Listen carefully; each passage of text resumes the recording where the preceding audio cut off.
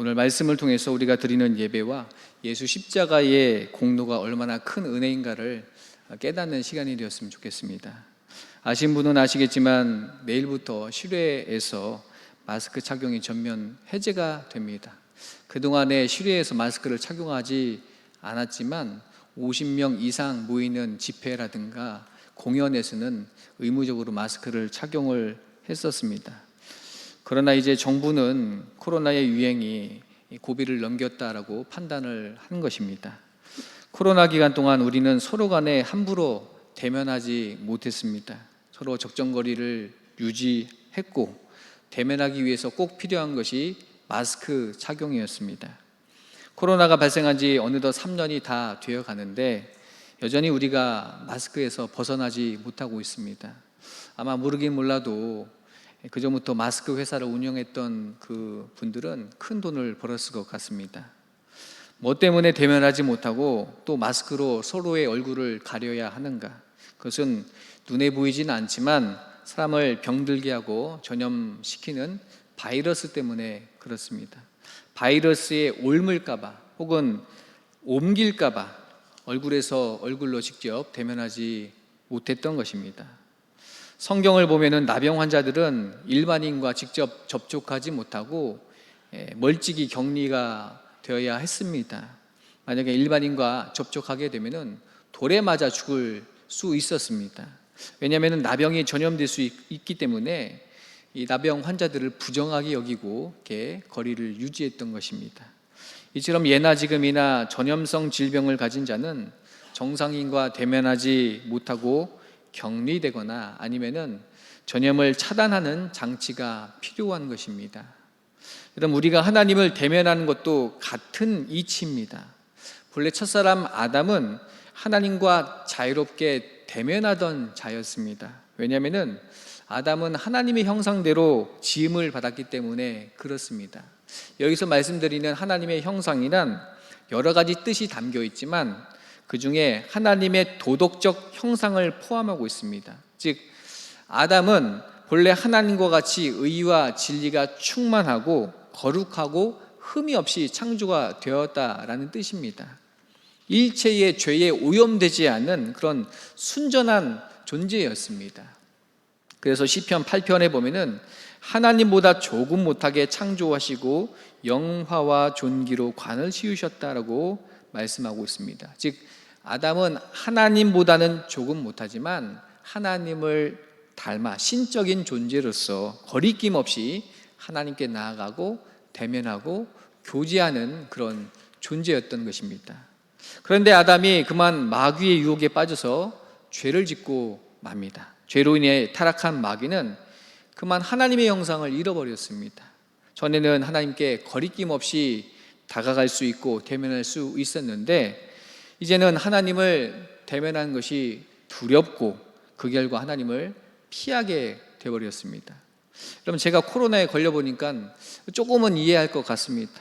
멀쩡할 때는 여러분 아무 상관없이 다른 사람을 만날 수 있고 뭐 약속도 잡고 식사도 했었는데 갑자기 어느 날 목이 따끔거리고 몸 컨디션이 이상하고 혹은 뭐 기침이 나온다고 생각해 보시기 바랍니다. 그러면 마음이 불안한 것이죠.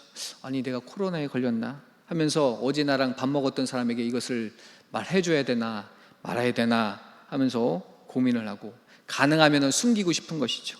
피하고 싶은 것입니다.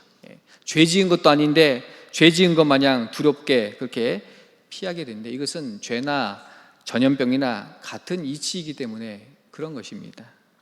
아담도 죄를 짓고 타락하게 되자 하나님을 대면하지 못하게 되었습니다. 그리고 아담의 후손인 모든 사람은 하나님의 영광에 이르지 못하게 되었습니다. 자, 죄로 인해 아담은 하나님의 형상을 잃어버렸는데요. 이것을 다른 말로 표현을 하면은 하나님께 죽은 자가 되었습니다. 하나님의 형상이 있을 때에는 살아있는 자였는데 형상을 잃은 아담은 죽은 존재가 되었습니다. 마치 같은 사람이라고 해도 그 속에 영혼이 있으면 산 사람이고 영혼이 떠나가면 죽은 사람인 것입니다. 여러분 아무리 친한 사람이라도 영혼이 떠나간 시체는 가까이 하지 않습니다. 작년에 제 부친께서 돌아가셨는데 방금까지 살아 계셨을 때에는 가족들이 곁에서 수발 들고 손잡아 드리고 찬송도 불러드렸는데 영원히 떠나가시고 나자 어떻게 됩니까? 그때부터는 떨어지는 것입니다. 상주에서 사람이 나와서 이제 시신을 수습하고 운구를 하는데 제가 도와드릴까요? 했더니 그분이 하는 말이 하지 마시고 유족들은 빨리 가서 장례식장에 가서 준비를 하십시오. 오지 말라는 거예요. 그리고 혼자서 그 시신을 이렇게 수습을 하고 들것에 실려가지고 이제 엘리베이터에 타고 내려가는데도 유족들 먼저 타고 내려가라고 합니다. 같이 태우지 않습니다. 철저하게 산자와 죽은 자를 이렇게 격리를 시키는 것입니다. 장례식장 가서도 마찬가지입니다. 입관식 때에 그때 마지막으로 고인의 아버님의 얼굴을 확인하고 그 이유는 대면하지 못하는 것입니다. 철저하게 그렇게 격리를 시키고 나중에는 시신은 화장터에 가서 불로 태워버리고 그 죄를 땅에다 묻던지 봉헌함에다가 봉해 놓던지 하는 것입니다. 이처럼 사람이 죽으면은 산자와는 철저히 격리를 시킵니다. 그럼 마찬가지로 하나님의 형상이 떠나간 아담은 하나님 보시기에 죽은 자였습니다. 하나님을 결코 대면할 수가 없습니다. 철저히 격리가 되는 것입니다. 만약 거룩하신 하나님을 가까이 하려다가는 불로 소멸되는 것입니다. 성경을 보면 하나님께서 두루도는 화영검으로 아담이 접근한 것을 막으셨습니다. 자, 오늘 본문에 보면은 하나님께 함부로 나아갔다가 불로서 소멸된 사람들의 이야기가 나오고 있습니다. 바로 제사장 아론의 두 아들이었던 나답과 아비후입니다. 우리 본문 말씀 한번 보기 원하는데요. 1절 말씀을 소리내서 읽어보겠습니다.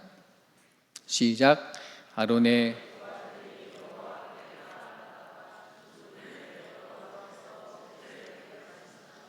아멘. 그럼 방금 읽은 말씀은 레위기 10장을 배경으로 한 그런 말씀입니다. 하나님께서 이스라엘 백성에게 성막을 만들게 하셨습니다. 그리고 그 성막의 지성소를 하나님과 만날 수 있는 만남의 장소로 정하셨습니다.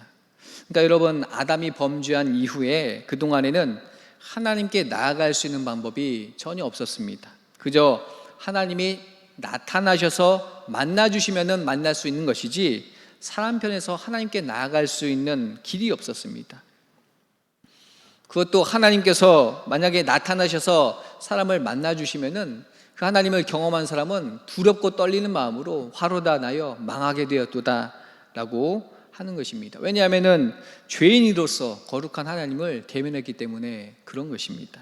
그러나 이제 하나님은 이스라엘 백성들을 위해서 성막을 만들게 하시고 그것을 거룩한 장소로 지정하사 하나님께 나아올 수 있게 하셨다는 것입니다.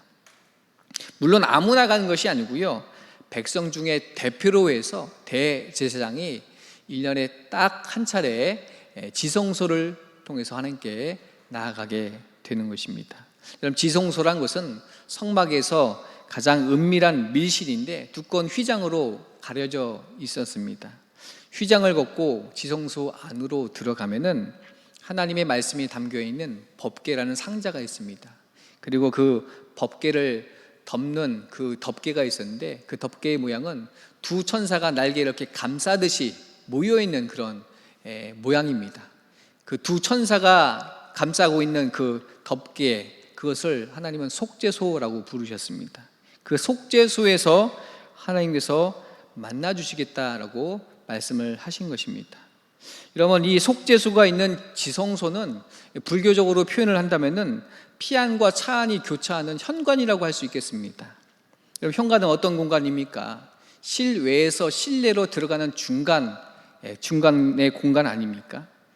그래서 밖에서 안으로 들어가려고 하면은 현관을 통해서 신발을 벗고 안으로 들어가는 것이죠.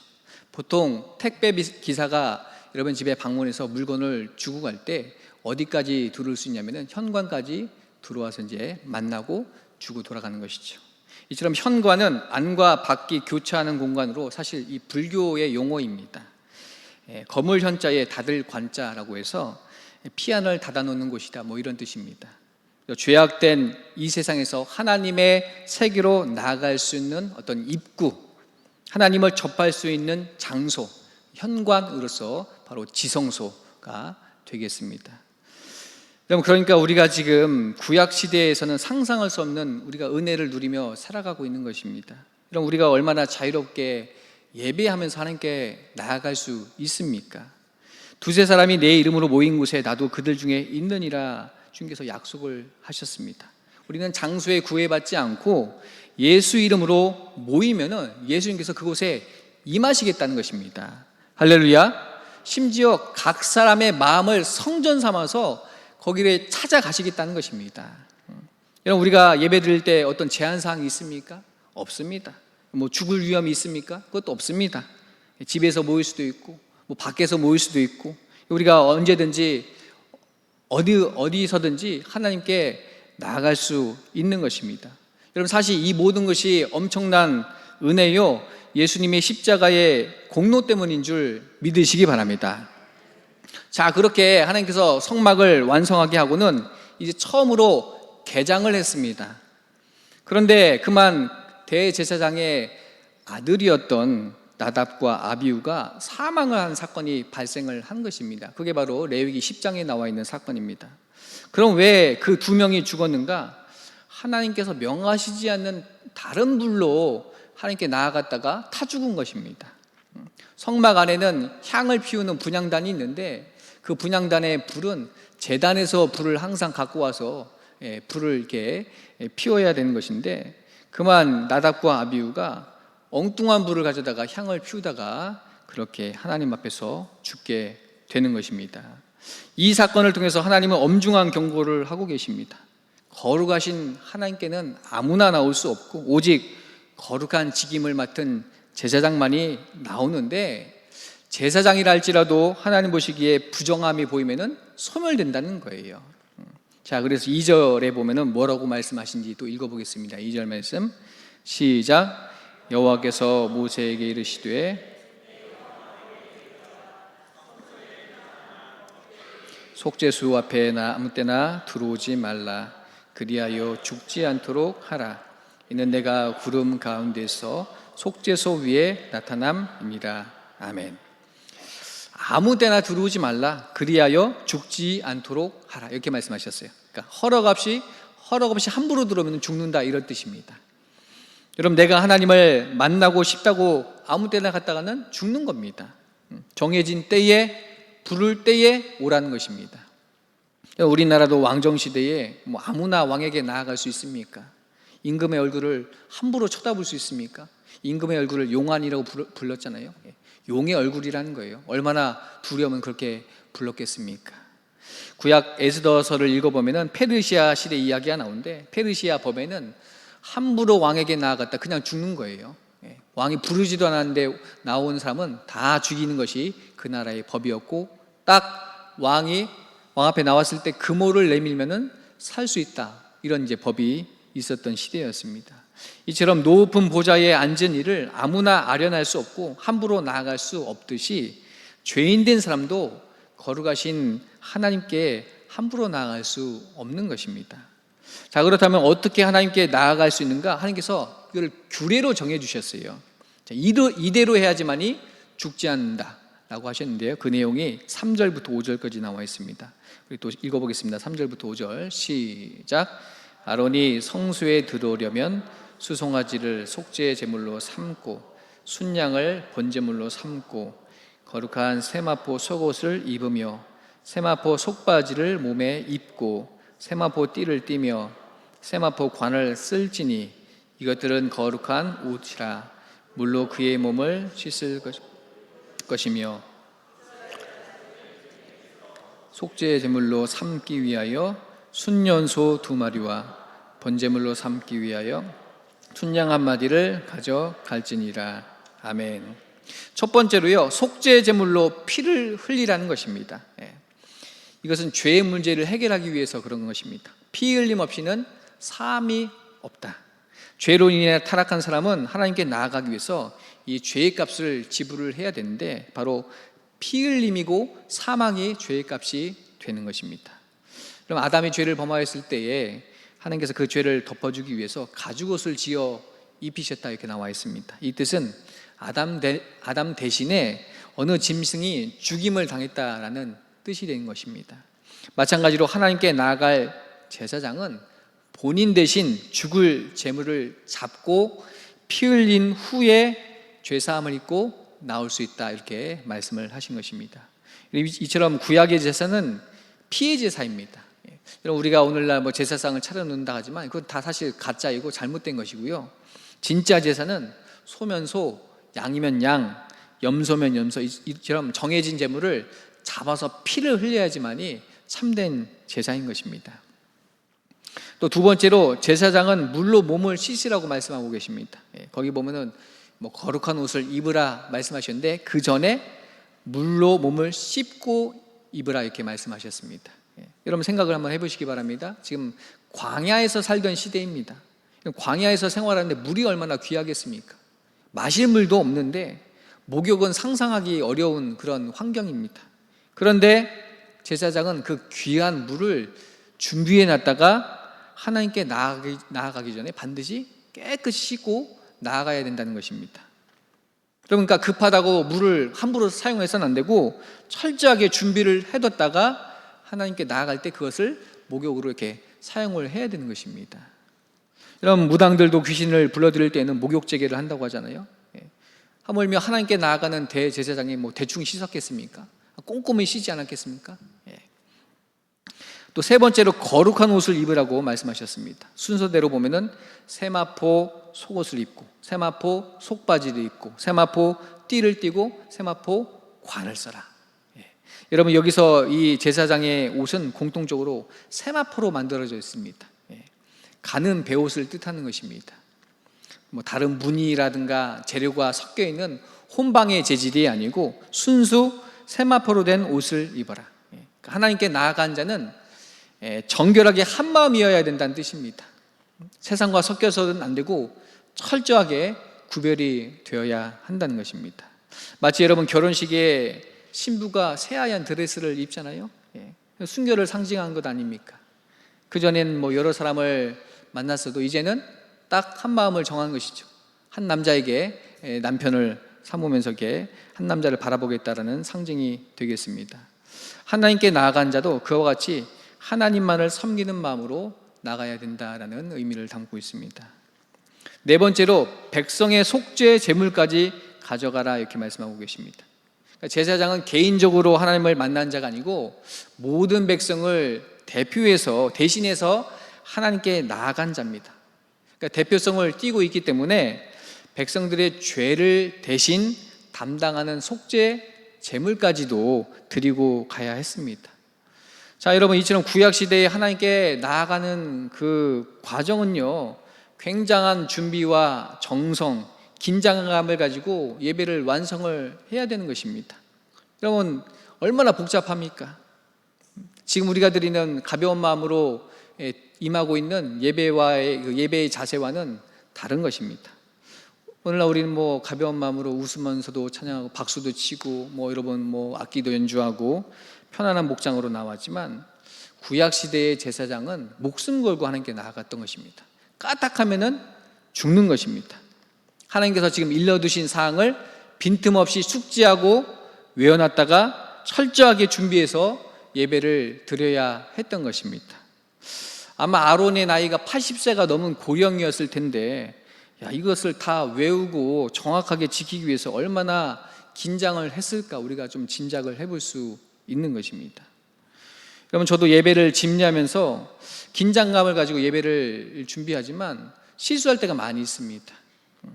예전에 보면 성찬식 거행하다가 분고받다가 성찬잔을 떨어뜨린 적도 있고요. 부교육자는 때는 실수를 많이 했습니다. 그 새벽기도 때 다 끝나면 이제 방송실에서 주여와 함께 불을 탁 끄고 음악을 틀어야 되는데 제가 잠들었어요. 그래서 주여 소리에 제가 잠을 깼어요. 그래서 아이고 어떡하냐 해서 막 이렇게 가서 불 끄고 늦게 이렇게 음악을 켰던 적도 있습니다.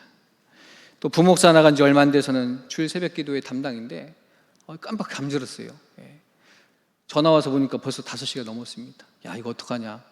부랴 운전해서 가도 10분 거리인데 가봤더니 이미 다 끝났습니다. 선임 장로님께서 새벽 예배를 대신 인도하셨더라고요. 그래서 얼마나 죄송하고 참 멋쩍던지 그런 경험이 있습니다. 이런 목사도 이런데 예배위원들도 가끔 실수를 하시잖아요. 뭐 빠뜨리기도 하고 더듬기도 하고. 여러분 성가대도 예를 들어 찬양하다가 막 음이 뭐 좀 틀릴 수도 있고. 그런데 그럼 만약에 구약 시대 같으면은 바로 죽는 거예요.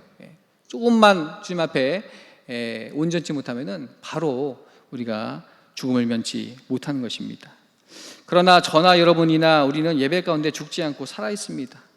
여러분 살아 있을 뿐만 아니라 우리 마음에 새로워지는 은혜를 체험하는 그런 시간을 갖는 줄 믿습니다.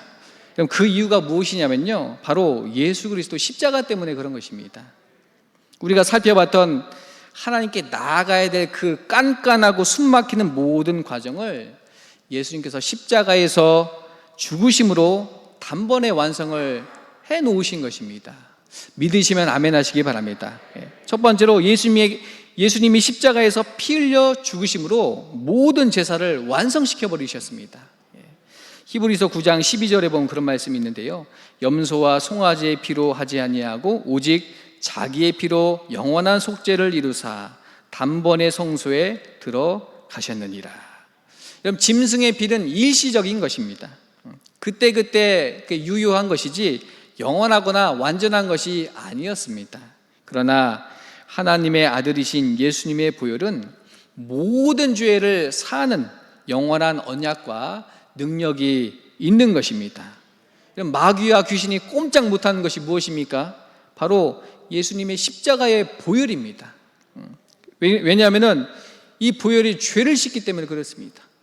그러면 마귀는, 귀신들은 죄를 통해서 역사하는 거거든요. 근데 이 죄를 이기는 능력이 예수님의 그 십자가의 보혈에 있음을 믿으시기 바랍니다.